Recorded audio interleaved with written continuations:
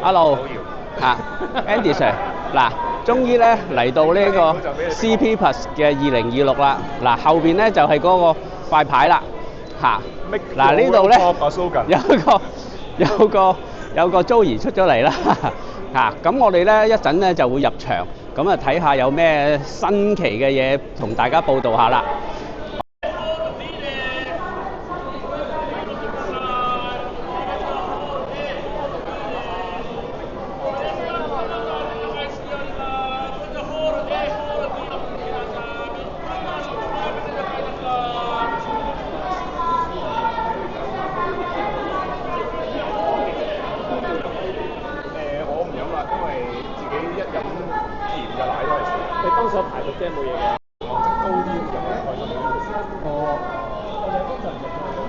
好啦，而家入場啦，呢個係 VIP 通道，我哋入場去2026嘅 CP Plus。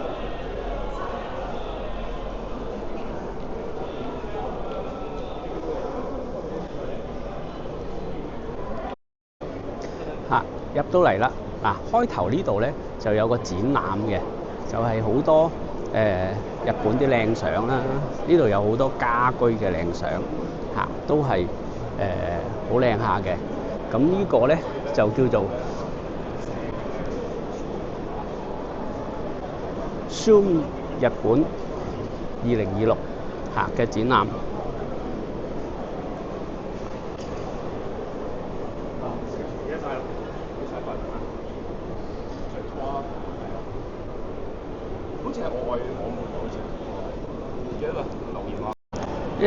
一入嚟第一個見到就係 Leetphoto 呢個腳架啦。我哋順住快行一個圈先咯，即係講一個，即係講一講可以。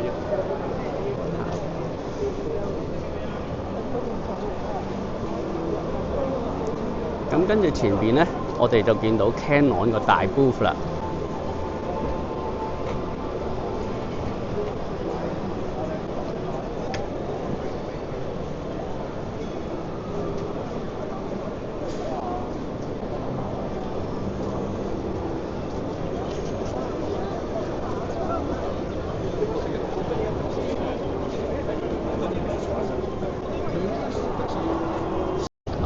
其實咧 ，EOS system 咧，尤其是佢 R system， 最緊要嘅呢樣嘢咧，就係其實你睇下佢個 size， 由20至到85都係咁細嘅 size， 光圈都係1.4，呢個就係新世代無反世蓋應該有嘅鏡頭嘅 size 同埋個光圈，其實係真係啱晒而家無反世代用嘅鏡頭。咁除咗 Canon 之外咧，其實騰龍都係做同樣嘅嘢嘅，所以騰龍個62mm filter 同埋佢嗰個咧都係一樣嘅。呢個就係新世代鏡頭應該要做嘅嘢。機身方面啊，梗係 Canon R8咁細部先至啱啦。冇錯啦。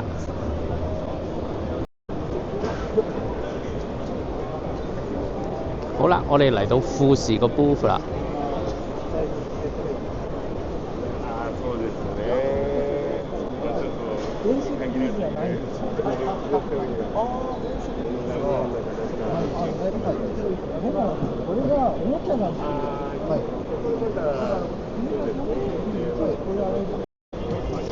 呢度咧就有富士所有嘅 film simulation 啦。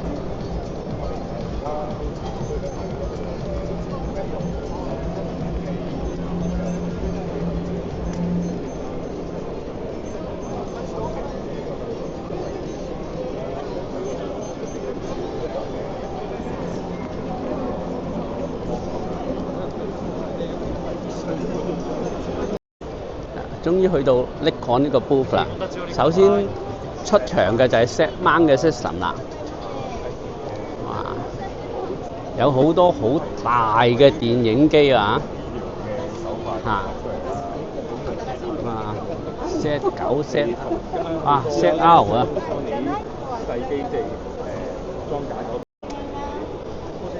另外就係啲炮啦，540啦。哇，404.5啊！哇，呢支就係 Andy Sir 已經買咗嗰支啊。402.8。支100、600。幾男咧就 small 個 friend 啊嘛，跟住就有兩支，跟住之後咧就新鏡啊，就係支2470 2.8嘅 S2 同埋70-200 2.8嘅 S2啊。散燈色球嚟講搞錯啊！搞錯啊！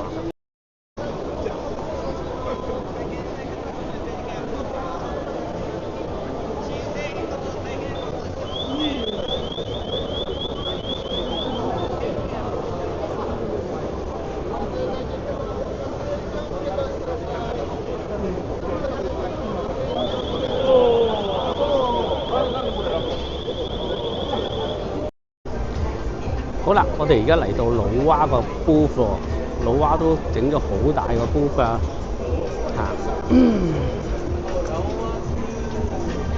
咁咧老蛙有好多 Y 鏡啦，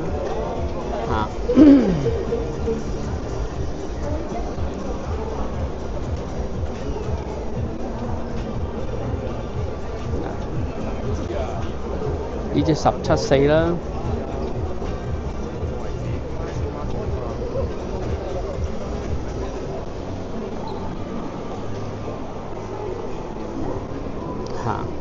又有呢支200嘅2.0啦，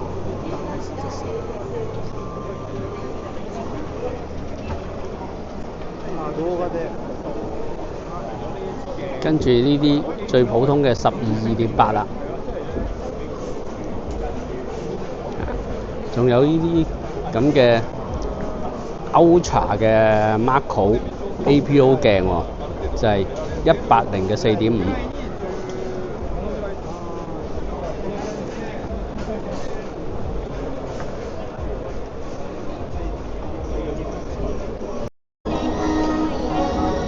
原來騰龍嘅75週年，原來又係 Back to the Future 75週年，所以騰龍個 booth 咧就出咗呢個 Back to the Future 嘅跑車啦，同埋呢個場景，Doctor 都出嚟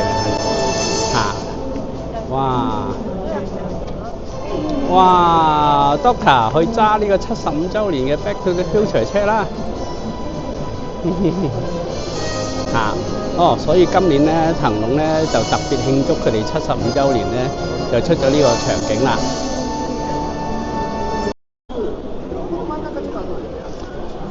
行下，竟然見到嘉豪，我知道啦，呢度肯定係 Ultra 啦。哇！除咗啲拉卡之外，哇！最靚嗰支28 2.8就出場啦！哇！有一支銀色，有一支黑色，都係好靚喎。咁其他咧，仲有咧就係呢幾隻錶。哇！呢隻黑色咧就特別神秘，亦都係好靚啦。嗱，你睇下佢嗰個開呢個咧，就係我哋攝影嘅光圈個收光圈嗰個咁咧後邊都係好靚嘅。咁佢哋有幾隻款嘅，嗱有呢隻黑色啦，咁仲有銀色啦，仲有隻金色喎。呢個金色係咪特別版嚟嘅？呢個金色呢個唔係特別版，唔係特別版啊。係，不過每一隻都係限量嘅。每一隻都係限量㗎啦，已經。不過金色呢隻就係真係包金嘅。真金喎，哇，即係貴啦。都唔係好貴，都係幾千蚊，同埋幾千蚊。嗱，我哋睇到啦，有 yen 價㗎就係15萬 yen。我哋可以睇翻呢個。仲有個 catalog。呢個我戴住手套開唔到。好難開，戴住手套。我幫你啊。係啦，咁我哋有。哇！傳統嘅嗰兩支35 1.4啦，51.2啦，咁啊支28啦，支28就即係啱出。而家好似有好多個掹都會有嘅喎，即係當然啦，拉卡掹就最靚啦。我哋 Nikon 咧日本版咧係改咗名。係。叫做 Naughty。叫做 Nausicaa。 Nausicaa 係啊，因為呢邊嘅Nausicaa 有要求。係冇錯。係啦。咁啊，呢個都係一個好特別嘅嘢啦嚇。日版。嚇咁咧呢個檔攤都好精彩喎，好多嘢睇喎。嗱，如果大家喺日本嘅就過嚟睇下啦嚇。好啦，咁我就唔阻家豪啦，因為我見好多人喺度等住揾佢多謝講呢個。好啦，咁啊生意興隆。多謝。好。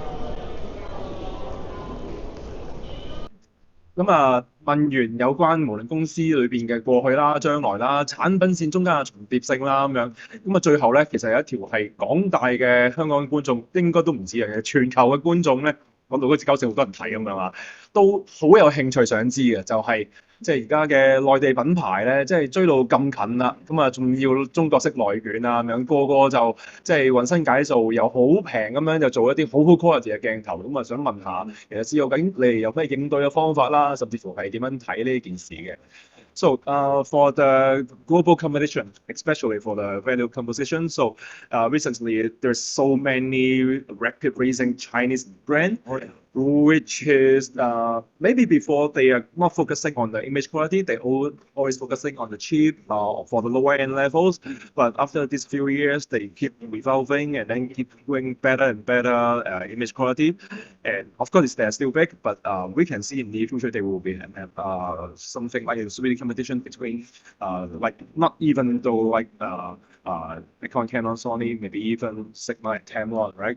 So as one of the brands, so how is the Sigma feel? And then, or maybe is there any strategy, or maybe in the even though for the R&D, what is the focus? Will we have some kind of changing so that in compare with this Chinese brand, what's the reaction for Sigma? First of all, I'd like to tell you that I really amazed by the progress they have made in recent years. And I really respect what they have achieved in recent years. As you said, they really made a significant progress in quality, in product quality and performance. So I think this is one of the things we Japanese companies, including Sigma, can learn from them. They make decision very quickly and make action very quickly and achieve something very quickly. And actually, we worked like that several decades ago, but now it's turn for us to learn from them. So I really respect it. But I still believe we segment. I can't tell about the other companies in Japan, but let me talk about the Sigma only. But I believe that when it comes to the product quality, our products are still way more advanced than the product from them. It doesn't mean I look down on their product, but basically, especially when it comes to the lens. Lens is basically the analog device. So different from the digital device, when it comes to digital device, it's relatively easy to copy and paste because it's logical. But when it comes to analog device, you need to accumulate the very small details of technology day by day. So such small the accumulation, the long-term accumulation of the technology makes the product quality different. So the bottom line is I'm quite amazed by their progress, but when it comes to the product quality, it's still different. And I believe because we pay every detail of the products, every detail of the quality of the products, we pay attention to the every detail of the products. So once customers use long time in many different situations, I believe customer can learn that it's still valuable to use Sigma lenses over our respectable competitors in China. This is a bottom line. And also, I understand that the customers need more affordable products. And it's quite a challenge for us because of many factors, many factors that influence the production cost are going up right now. So it pushes our production cost. But still, we are trying very hard to provide the best possible quality products with the lowest possible price. For example, our company is very still small and lean. We have very small team for administration, sales, and marketing. But we have many big engineering team and factory. So by keeping the office very small and slim, we can provide high quality products at lowest possible quality price. And also, we are trying hard to introduce latest technology like automation that helps to reduce production cost. And also, we try to achieve the even more efficient productivity in the factory. Because when you make the high quality lens, the productivity or efficiency in production gets lower because it's really difficult to make a high quality product. So we are quite in Walmart, we are trying hard to best possible quality products with the lowest possible price. 哇！聽完之後，發覺真係唔容易啊！即係作為一個日本嘅公司啦，又要好保持到日本精良嘅科技啦、最好嘅品質啦，又要同內地呢一個咁誇張嘅內卷式經濟去呢一個 compete 嘅時候，都聽到佢話，即係保持都要開源節流啦。即係講緊邊啲使錢啊，邊啲可以 slim down 或者甚至乎利用 AI 嘅方法可以慳 cost 嘅咧。